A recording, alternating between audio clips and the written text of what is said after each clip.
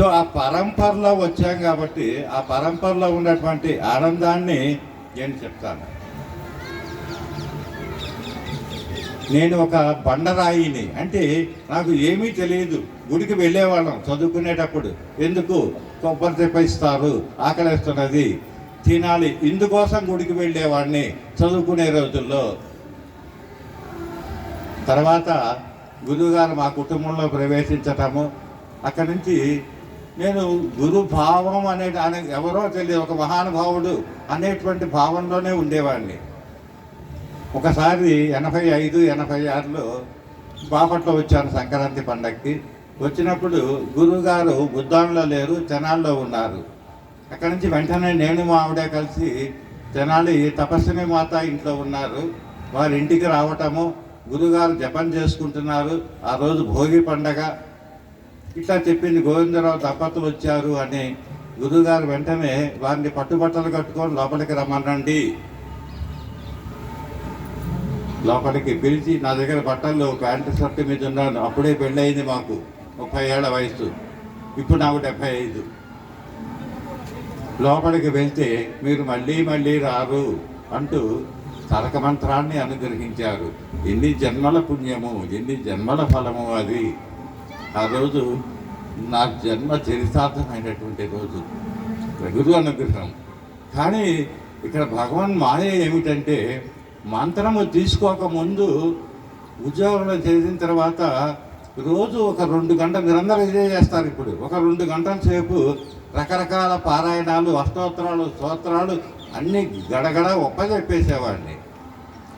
గురువుగారు తారక మంత్రాన్ని ఇచ్చారు. ఒక నెల రోజుల తర్వాత గురువుగారి దగ్గరికి వెళ్ళి నమస్కారం పెట్టుకున్నప్పుడు, గోవిందరావు ఎలా చేస్తున్నావు జపము చెప్పాను. గురుగారు 2 గంటల సేపు ఈ పారాయణాలన్నీ చేస్తున్నాను, 1 నిమిషం తారక మంత్రం చేస్తున్నాను. గురువుగారితో నేను మాట్లాడినటువంటి సందర్భాలు చాలా తక్కువ, కొద్ది మాటలు మాత్రమే వారి యొక్క అమృత వర్షాన్ని నా చెవుల్లో పడేటట్టు చేసుకున్నాను. ఆ రోజు అన్నమాట గురువుగారు. అంటే 2 గంటల సేపు మిగిలిన పారాయణాలు అన్నీ చేస్తున్నాను, 1 నిమిషం సేపు తారక మంత్రం చేస్తున్నాను. అప్పుడు గురువుగారు అన్నారు, ఉన్నది రాముడు ఒక్కడే, ఏకేశ్వర ఉపాసన చెయ్యి. అమృత ధార కూర్చింది చెవులో.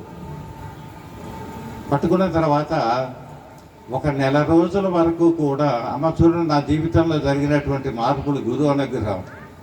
1 నెల రోజుల వరకు కూడా నాకు మంత్రం మీద దృష్టి లేదు. ఇంతేనా, ఈ 4 అక్షరాలైనా తారక మంత్రం అంటే అనేటువంటి దృష్టి ఉండేది. కానీ నా మనసు గురుదేవుల దర్శనాన్ని చేసుకోవాలి అని మనసు తపన పడుతూ ఉండేది. గురువుగారు బుద్ధంలో ఉండేవారు, నేను ఉద్యోగరీత్యా హైదరాబాద్లో ఉండేవాడిని. 15 రోజులు కాగానే పరిగెత్తుకుంటూ వచ్చేవాడిని. గోవిందరావు ఏమిటి విశేషాలు? మిమ్మల్ని చూడటానికి వచ్చాను. మంత్రము 1 నెల అయిన తర్వాత మహాత్ములకు తెలుసు ఎవరి భవిష్యత్తు ఎలా ఉంటుంది, ఎలాంటి జీవితాన్ని గడుపుతారు, ఎంతమందికి మార్గాన్ని చూపిస్తారు అని 1 నెల రోజుల తర్వాత వచ్చినప్పుడు, గోవిందరావు నువ్వు తారక మంత్ర పునశ్చరణ చెయ్యి.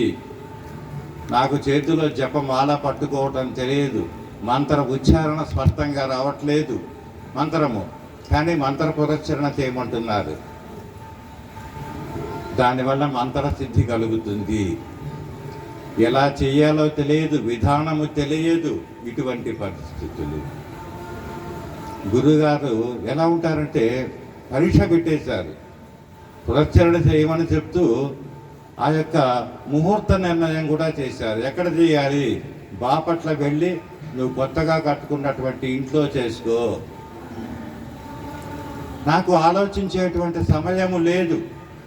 గురువుగారు నేను చేయలేను అని చెప్పేటువంటి పరిస్థితి లేదు. ముహూర్తం టైం అయింది. గురువుగారు చెప్పిన ముహూర్తం ముందు రోజు బాపట్ల చేరాము. నా మనసులో ఏమిటి, గురు దర్శనము చేసుకోకుండా పునశ్చరణ ఎలా మొదలు పెట్టాలి? సరే వచ్చాను, గురువుగారు దర్శనం చేసుకున్నప్పుడు మరో రోజు పునశ్చరణ మొదలు పెట్టాలి చెప్పారు. నీ మంత్ర పునశ్చరణ పూర్తయ్యే లోపల నేను మీ ఇంటికి వచ్చి 1 వారం రోజులు మీ ఇంట్లో ఉంటాను. గురు అనుగ్రహ వర్షం ఎలా కురుస్తుందో చూడండి. వారం రోజులు మీ ఇంట్లో ఉంటాను.